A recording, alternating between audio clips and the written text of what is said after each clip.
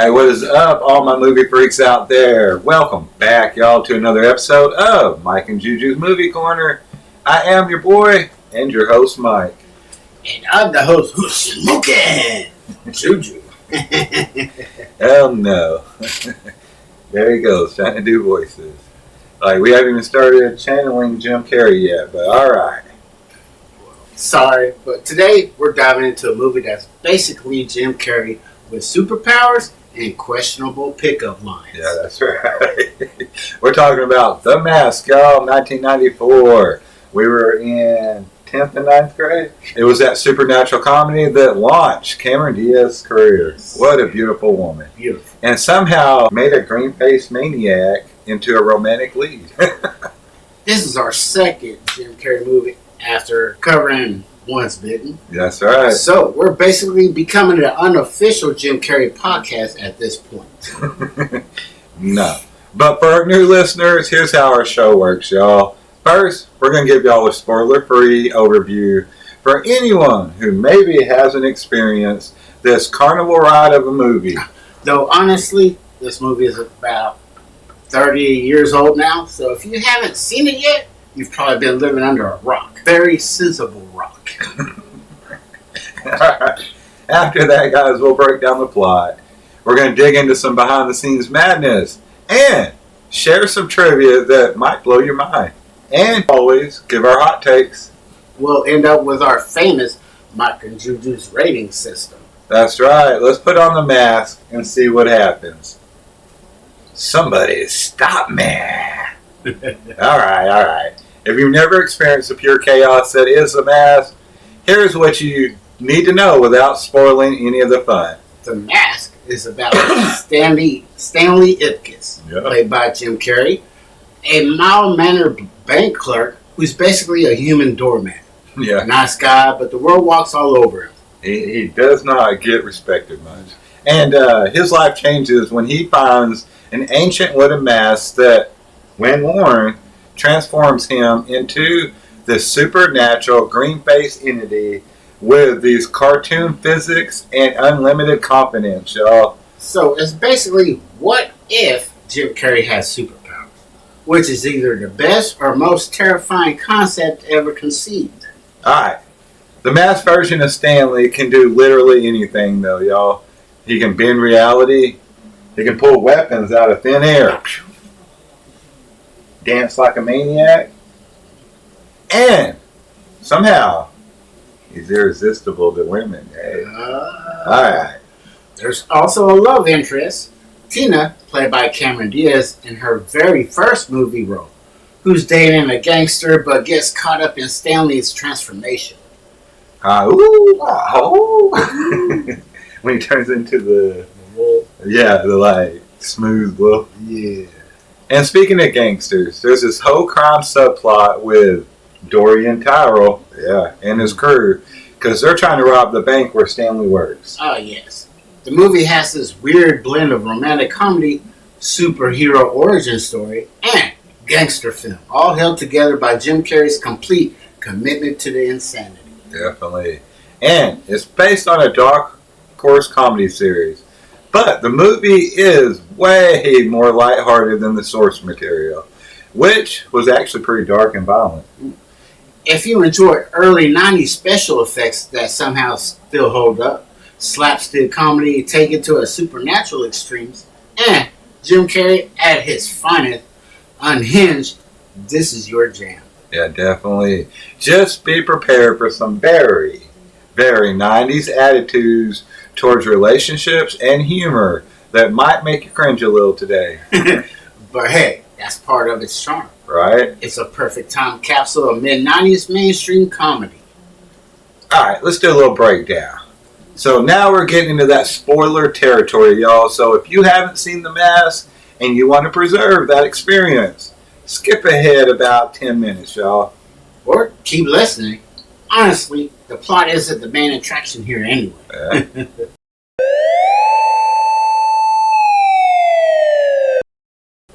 So the movie opens with Stanley Ipkiss, as we said. He's a sweet but pathetic bank teller who literally gets stepped on by everyone in his life.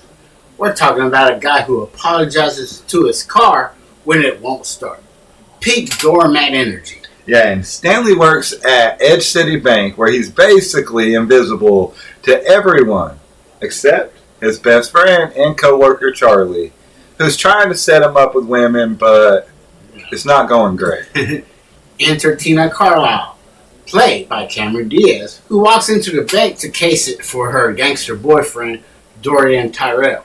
Yeah, and Stanley, he's immediately drawn to her, of course, but he's way out of his league and barely even notices him. After another humiliating day, Stanley's driving home when he sees what looks like someone drowning and jumps in to save them. But hey, it ain't a person, y'all. That's where he finds the wooden mask floating in the water. And basically, that's total, normal harbor debris. Stanley takes the mask home and he puts it on. Boom! Complete transformation into this green-faced, zoot suit wearing supernatural entity. Yeah, and I mean, it's pretty impressive, the transformation for 94 CGI. His face gets all stretched and it morphs into this way that still looks convincing today, if you ask me. As a mask, Stanley has unlimited confidence, cartoon physic powers, and the ability to materialize whatever he needs out of thin air. Yeah, and what's his first act as the mask? Of course, getting revenge on those mechanics who ripped him off earlier. Classic wish fulfillment. Let's go. Then he hits the Coco Bongo nightclub, where Tina performs and proceeds to completely steal the show with this elaborate music number. Cuban Pete, he's the king of Rumba B. The second hand, embarrassment is real. But somehow it works.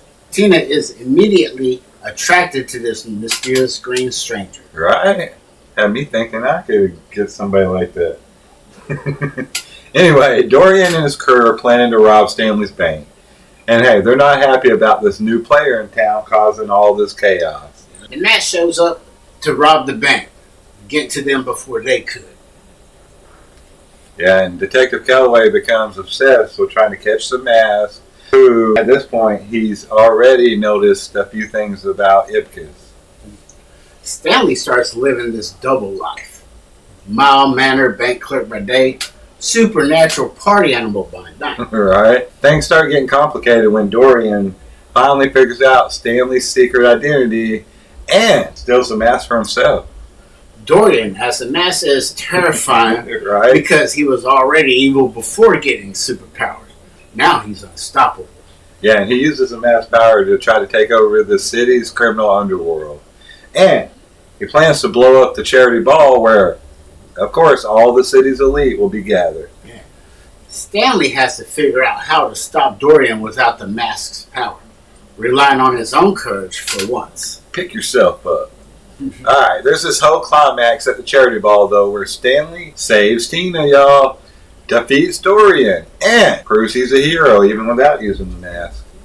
The movie ends with Stanley getting a girl and living happily ever after. That's right, presumably. Oh, and hey, let's not forget about Milo, the dog. Because when he puts on the mask, you got to start thinking, what are the rules behind this mask? Super dog Milo is somehow more disturbing than Jim Carrey with a green face. Let that sink in. Right? Alright, let's get into some of the fascinating behind-the-scenes stuff about the mask, Juju. This movie was a huge risk for everyone involved. Jim Carrey was coming off Ace Ventura, but he wasn't considered a sure thing yet. Yeah, and the film was directed by Chuck Russell, who had previously done horror films like A Nightmare on Elm Street 3 and The Blob remake. So they took a hard director and gave him a comedy with supernatural elements. Interesting choice that actually worked. Right, you gotta just kind of believe in the people sometimes. Alright, this movie was based on a Dark Horse Comics, as we said before, series, created by Doug Mink and John Arcudi. But the comic was way, way darker than the film, y'all. In the comics, the Mask was basically a psychotic killer. The movie turned him into a mischievous trickster, which was probably the right call for mainstream audiences. Yeah, I'd say so. And Cameron Diaz had never acted before this movie, I believe. She was discovered by a casting director at a party and auditioned. Imagine being thrown into your first acting job opposite of Jim Carrey at peak insanity. Sink or swim doesn't begin to cover it. Yeah, the special effects, they were groundbreaking for the time.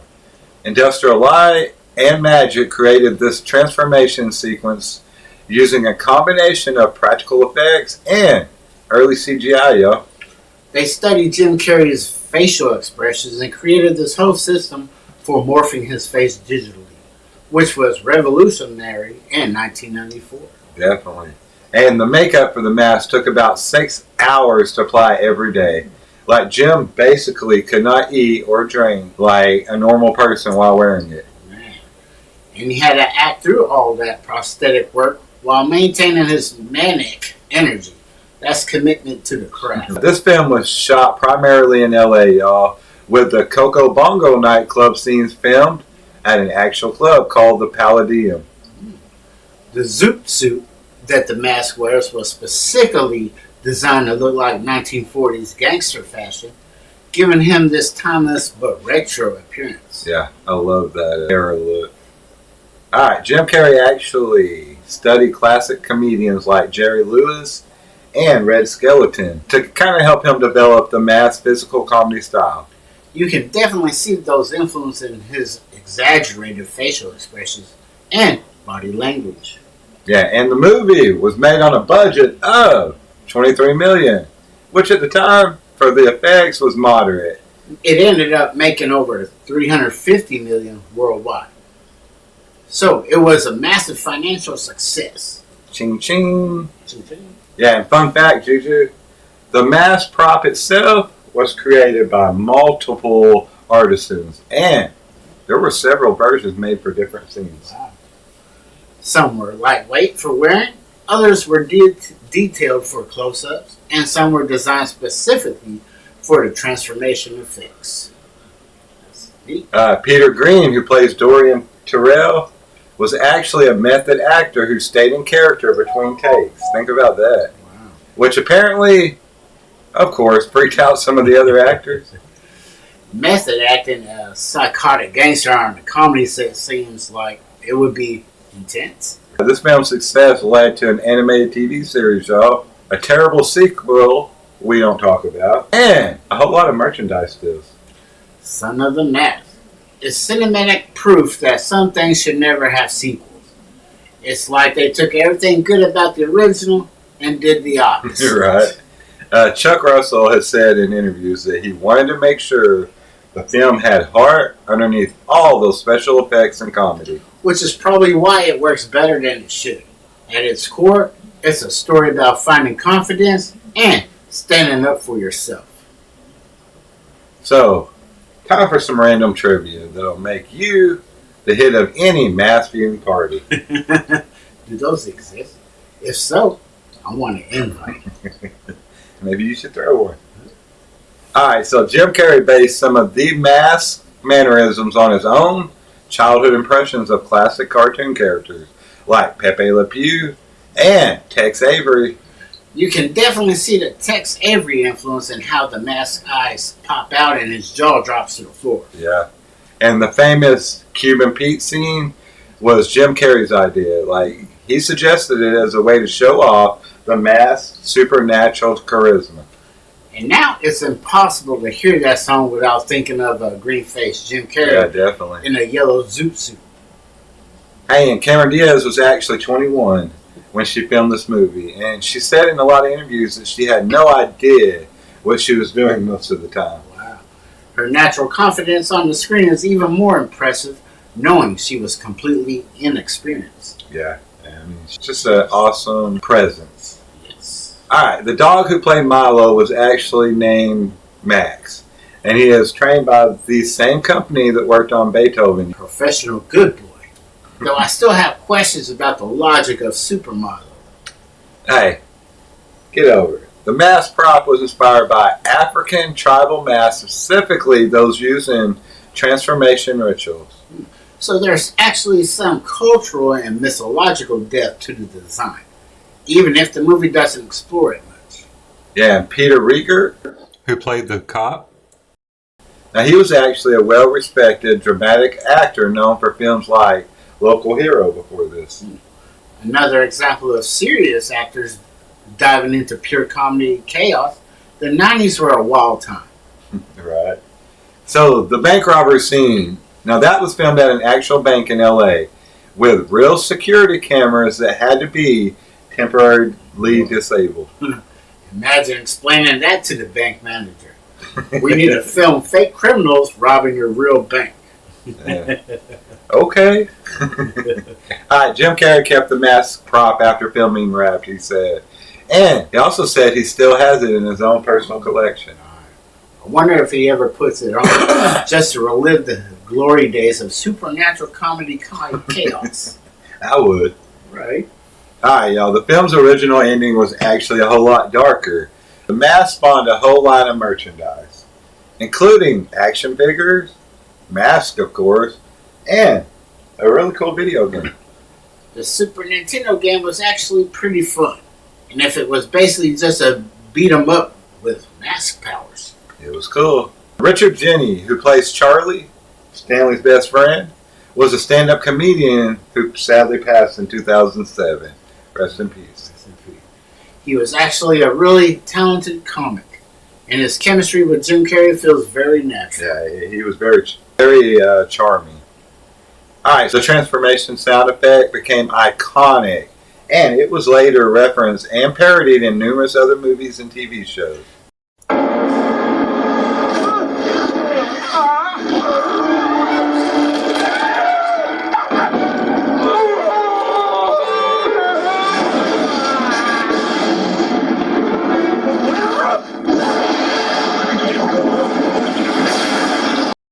That weird whooshing stretching sound is instantly recognizable even today. Yeah. Industrial Light and Magic won several technical awards too for their work on the film special effects. Which is impressive considering they were competing against much bigger budget blockbusters that year. Yes, yes. And this film was initially rated R by the MPAA for violence and some sexual content, but like normal, it had to be edited down for PG-13. Smart move, since it opened the movie up to a much wider audience, including kids who probably shouldn't have been watching it anyway. Alright, fun fact. Jim Carrey, of course, improvised a lot of the mask dialogue, including many of those catchphrases that became famous. Somebody stop me! It was apparently a completely improvised line that just stuck. Yeah. Hey, let's talk about the legacy of the mask. Because this film, it had a bigger cultural impact than a lot of people probably remember. It's definitely one of those movies that defined mid-90s comedy and launched multiple careers. Now, for Jim Carrey, this was the film that proved he could carry a big-budget Hollywood movie as the lead. And, let's remember, it came right after Ace Ventura and before Dumb and Dumber. This was peak Jim Carrey era. That magical period where he was the biggest comedy star in the world and can do no wrong. Hey, and for Cameron Diaz, it literally launched her entire career. Going from zero acting experience to starring opposite Jim Carrey in a major studio film is crazy.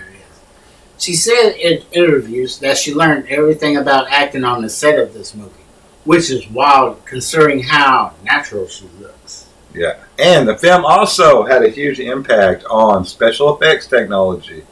Like that face morphing technique that they came up with was later used in countless other films and projects. You can see the influence in everything from Terminator 2 to modern Marvel movies. They were genuinely pioneering new technology. Yeah, and this movie created this whole subgenre of supernatural comedy. Like films that try to capture the same magic with varying degrees of success. Though most of them failed. Because they forgot that you need Jim Carrey's specific brand of manic energy to make it work. Yeah, not a lot of people can make that work. The film's success also led to the animated TV series, as we said, which actually ran for 3 seasons, and it had a whole cult following itself. The cartoon was weirdly more faithful to the original comics darker tone while still being kid-friendly. Yes. Impressive balancing arts. He was definitely a prankster. In terms of quotability, like, this movie gave us so many catchphrases. Smoking. Somebody stop me. Party. Because I got that. These lines are still referenced in pop culture today. Almost 30 years later, that's seriously staying power. Yeah, definitely. And this film also came out during this interesting period where comic book movies weren't the massive genre that they are today, guys. This was before the Marvel Cinematic Universe, before superhero movies took over Hollywood. It was genuinely unique at the time. Yeah, and the movie's portrayal of transformation and confidence, it really resonated with a whole lot of people. Like, especially us awkward kids and teenagers who fantasize about becoming cool overnight. It's basically every shy person's wish fulfillment fantasy. Put on a mask, and suddenly you become charismatic and powerful. Yeah. And the film has maintained its popularity through home video, cable TV, and now streaming. Like, it's one of those movies that always finds its audiences. Perfect for lazy Sunday afternoon viewing when you want something fun and mindless but well made. Yeah, and it's also interesting how the film's special effects have aged. Like, that practical makeup work still looks great, y'all. And even some of the CGI holds up surprisingly well. Unlike a lot of 90s CGI that looks terrible now, the mass transformation scenes still have impact. Yeah, definitely. And the movie also captures a specific moment in American culture, like the mid-90s. Optimism and excess before things got more cynical. It's unabashedly fun and silly in a way that feels almost innocent compared to modern comedy. Definitely, Juju. Hey, and let's not forget that cultural impact of making Jim Carrey's rubber face a legitimate special effect. Like, they turned his natural abilities into movie magic, y'all. The man's face is basically a special effect all by itself. Right? And they just enhance it with technology. Perfect synergy. All right. So let's get into our personal takes on The Mask. Juju, what stands out to you about this film after all these years? For me, it's Jim Carrey's complete commitment to the character. He could have phoned it in, but he goes full throttle even under all that makeup and prosthetics. Yeah, absolutely. Like, you can tell that he's having the time of his life, and that joy is infectious even when the jokes don't always land. My favorite aspect is how the film uses the mask as a metaphor for finding your inner confidence. Mm-hmm. It's surprisingly sweet underneath all the chaos. Definitely. Like, you want to root for the guy. And that's what really elevates it above just being a special effects showcase. Like, there's actual character development happening in this movie. Carrey and Diaz is incredible. She holds her own opposite peak, manic Jim Carrey, which is no small feat. Yes, definitely. And the scene that still gets me is that first transformation. Like, even knowing that it's coming now, there is something genuinely magical about watching Stanley transform into the mask. The special effects work in that scene is just fantastic. It feels like watching actual magic happen. Now, I don't usually critique much, but if I had to in this one, it's that whole gangster plot feels like it's from a completely different movie, kind of. Like, the tones don't always mesh perfectly with this 90s setting and the comedy. Yeah. When Dorian becomes a mask, it gets genuinely dark in a way that doesn't quite fit with the rest of the film's lighter tone. Right, and there's no, like, sub-jump from that. It's like, he becomes this dark, terrible character, and all of a sudden he's defeated so easy. But, yeah, the movie also has aged perfectly, y'all, in terms of some of its gender dynamics. Like, the whole nice guy gets the girl thing feels a bit dated now. And some of the masked behavior toward women would definitely be considered harassment today, even if it's played for laughs. Yeah, things are different now. But hey, all those issues aside, There is something undeniably charming about the film's enthusiasm and creativity, y'all. It swings for the fences in the way that modern comedies often don't. It's willing to be completely ridiculous. Alright, so on our Mike and Juju scale, where do you rate this one on a scale of 0 to 10 masks? I'm going with a solid 9 out of 10 masks. It's genuinely entertaining, technically impressive, and has enough heart to overcome its flaws. Hey, I'm also going to go with a 9 out of 10. But with the caveat that it's very much a product of its time in both good and some problematic ways for people today, probably. It's a movie that works best when you meet it on its own terms. Pure, silly, energetic fun with some surprisingly good filmmaking. 100. And, hey, Jim Carrey's performance alone makes this one worth preserving. Like, this is him at his most unhinged and creative. Wind him up and let him go. Plus, it's just a great showcase for practical effects and early CGI done right. The craftsmanship is impressive. Yeah. And for anyone who hasn't seen this, is it worth tracking down, Juju? Absolutely. If you enjoy 90s comedies and can appreciate them as time capsules, it's a fun ride with some genuine movie magic. Yeah, and if you're a Jim Carrey fan, y'all, it is essential viewing, I would say. Like, this is Pete Carrey doing what he did best. So, there you have it with Mike and Juju's rating system. Smoking! Alright. So that wraps up our deep dive into the mask, y'all. From mild-mannered bank clerks to supernatural green-faced chaos. Before we go, let's remind everyone to like, subscribe, and hit that notification bell so you don't miss our next episode. Hey, next week, y'all, we're going to be covering... Wait. Alright, so what I will say is that we're going to be going from a green-faced character to another silly character. From supernatural powers to, well... You'll have to wait and see. Do not forget to check out all our shows on our playlist, guys. We got playlists for all our different shows. We've got shows that hit all different demographics and genres. So please check those out. Yes, check those out. Alright, if you have any suggestions, guys, for movies that you want us to cover, drop them in the comments below. And make sure you tag me, Loki, in them.